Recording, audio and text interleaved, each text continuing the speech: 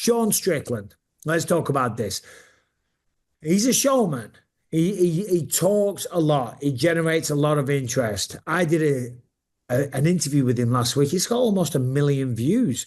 And let me tell you something. It would have got 3 million views if I put out the full thing. The amount that we had to edit out of that interview because of the craziness he was coming out with. And it's not because I'm some kind of censoring guy. It's like YouTube's so strict. They will not show it. They won't share it. They probably would have cancelled my channel, right? Yeah. With all the shit that he was coming out with. But he does talk a lot, and now he's receiving a lot of criticism. I've seen a lot of videos online. MMA on Point did one all about it, being kind of harsh, saying, you know, he promises to be one thing, but he certainly presents another thing. He doesn't fight dick to dick, nipple to nipple. He comes out and he always fights the same way. I will say, I mean, I've got a lot of good things to say. I guess the main negative is that he didn't change things up. He had to make a change in that fight, and he didn't. But first of all, what do you think? What is your statement regarding that? A lot of people saying, well, he says he's going to do this, and then he fights like that. What's your thoughts on that? It's frustrating. It is, because as somebody who's met and hung out with Sean, and again, he's a polarizing character, but you know there's good in there, and you know he's not a terrible dude when you get to know him and you're in that circle. And also, from being somebody that's really close with Eric Nixick, who I'm watching, I'm actually even feeling more for Eric in those moments, because I'm watching his coach try to get him to do exactly what you're talking about, to be what he says he's going to be in that fight. Because to beat Dricus, you do have to go and be tip to tip. You know what I mean? You got to go in there and you got to be in his face and you got to be gritty and you got to change shit up. And he didn't do that round after round. And Eric was imploring him, please, you got to throw elbows. You got to throw knees. You got to throw that right hand, just the right hand. And then all the criticism, the jabs and the teeps, that's all we saw from him. So I think it's justified a little bit for people to be frustrated with a guy who says very outlandish things, sometimes very offensive things, and then you don't necessarily back that up to the death like you talk about. You don't have to fight to the death. You don't have to be that fighter to be a very talented fighter and to be a champion in the UFC. But sure as shit, if you're going to say all that stuff and you're going to try to piss people off, and then you don't adjust and then fight on the fly like that. Dom's right. He's tough as shit. There's no doubt about that. His nose was shattered off the side of his face, and he tried to set it back. He hung in there and took a lot of big shots. But for me as a fan and a fan of his coach that's sitting on the couch here on Saturday here on the East Coast while you guys were down there in Sydney, I was here with a couple of buddies like scratching my head. Like, what do you, I know you're better than this. I know you know how to wrestle. I know you know how to do something other than just throw teeps and jabs, man. He never opened up again. And now that might have been the last shot at ever having that belt. Well, it certainly is in the near future. It's just a given. You've had 2 title fights out of your last 3. They're really hard to come by. You've been beaten by the same guy twice now. And that one, there's no discussion. It was a clear-cut decision for Dricus. I remember Dricus, oh, by the way, quick story here, and this is pretty cool, talking about breaking arms and Dom and the injuries and all the rest of it that we go through. Dricus was talking about those front kicks. And he said he was blocking them kind of with his elbow or trying to parry them. And one of the front kicks hit his elbow, because he showed me he had a big, massive swelling on his elbow. And he said he kicked my arm. And I thought, and you might have seen it actually. Last week, or in the last couple of weeks, there was a video going around on social media in a regional MMA fight. Someone gets kicked and the arm snaps.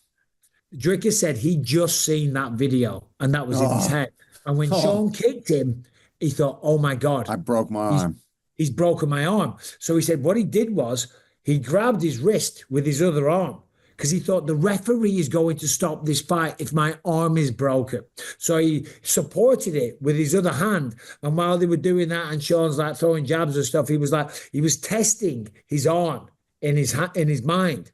You know what I mean? Just shows like what these fighters go through and what we go through and why they go through. And what's not noticed on the team, like at home, right? Nobody's noticing that. No one knows. He's testing his forearm out to make sure it's not snapped. And then he's like, yeah, I'm good. I can go back Okay, to actual fighting. It's crazy. fucking crazy, isn't it, It's when you nuts, think dude. about it, this sport?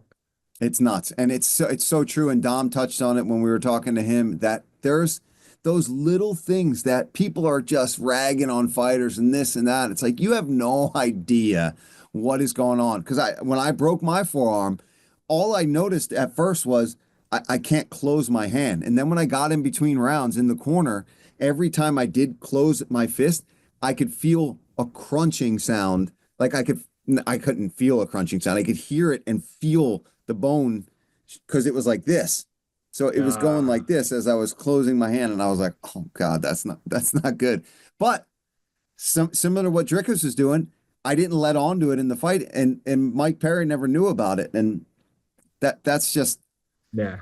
other athletics. Having done other sports now for fun, there's a lot of crazy intense sports out there. But I'm telling you, there is nothing like having to be that type of athlete while also literally being in the highest level fist fight in front Yeah. of what, 15, 20,000 people and then millions around the world watching you. So, The champion of the world or the former champ is trying to kick your ass, and you're dealing with an internal, is my arm broken did or I not? break my arm? You're Yeah. not bothered about that. You just don't want the referee to see it, you know? It's great. It was a great story. The nose break, round four, cracks him with the right hand. Sean's nose is clearly broken. Blood was just pissing out of Pouring. it. I remember sitting there at one point and I could see like a stream of blood coming out of his nose. Um, and I've seen people commending Sean. I've seen people talking shit about Sean because he was backing up and, well, broken noses are a part of the sport and stuff like that. And yeah, they are. And I've had my nose broken many, many times. But that was a particularly bad one in the moment. And he was backing up. Imagine you've got your nose snapped in one way. Dricus du Plessis trying to tee off on it again. Of course, you're going to be like, whoa, whoa, whoa. And I got to say, I thought Sean showed a lot of balls. You know, Yeah. he could have gone up against the fence like he did for a second, curled up in a ball, gone down.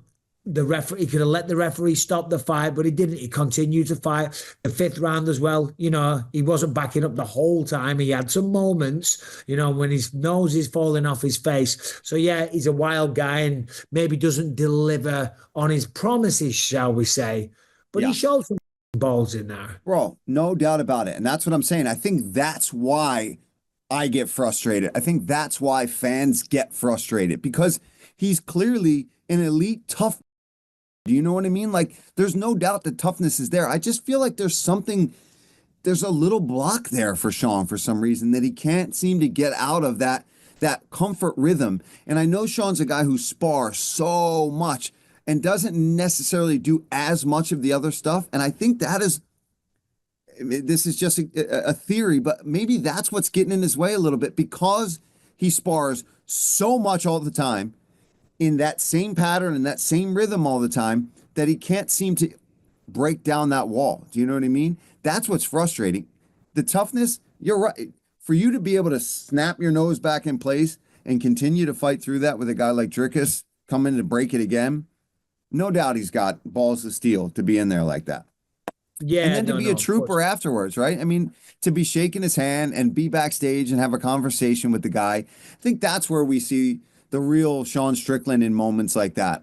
A lot of the other bullshit gets put to the forefront and people get so offended by what he's saying. And, you know, I get it. I get it. He says some outrageous Sure. things and I get why Yeah, he people does. get upset with him, but you can see who he is inside in those moments right there. It's just, he loves to What say he really outlandish is. shit.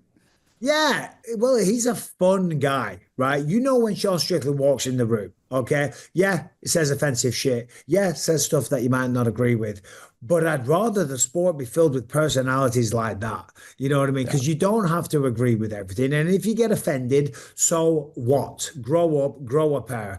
I loved the interaction backstage when they were, you know, talking and chatting away, and it's all done.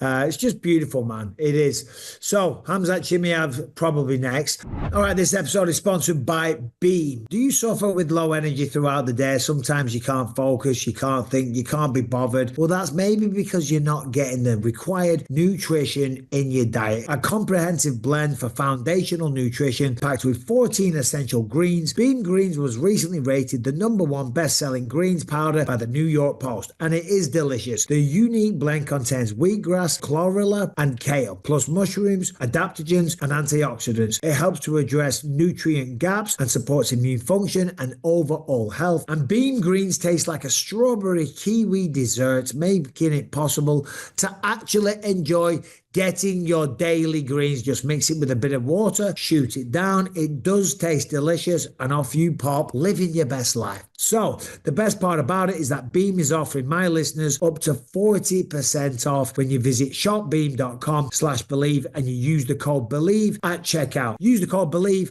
for up to 40% off.